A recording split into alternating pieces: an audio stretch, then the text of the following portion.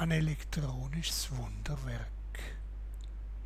Für wenig Geld habe ich vor ein paar Jahren ein Rechnerli gekauft, natürlich mit Solarzellen, um so Sachen wie Steuerformular und so auszufüllen. Ich muss schon sagen, so ein Rechnerli ist einfach ein Wunderwerk. Nur ist es so, habe ich gemerkt, dass bei der Rechnerei das Kopfrechnen völlig verlerne.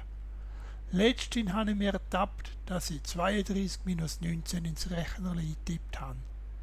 Das geht nicht so weiter, habe ich mir gesagt. Der Kopf darf nicht verfaulen. Und seither mache ich mit mir ein richtiges Trainingsprogramm. In einer ersten Phase habe ich die Rechnungen gleich noch ins Computer eingetippt, weil ich mir nicht so traut habe.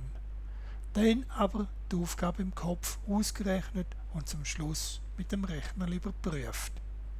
In einer zweiten Phase habe ich die Rechnungen einmal im Kopf ausgerechnet und dann schriftlich kontrolliert.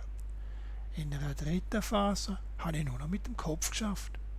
Und das Resultat von dem Trainingsprogramm ist, dass ich jetzt schon fast ohne Rechnerli auskomme. Ich kann jetzt mit gutem Gewissen behaupten, dass ich vermutlich die Aufnahmeprüfung in die 5. Primarklasse unbeschwert könnte antreten. Das habe ich am 4.11.1988 so gedacht.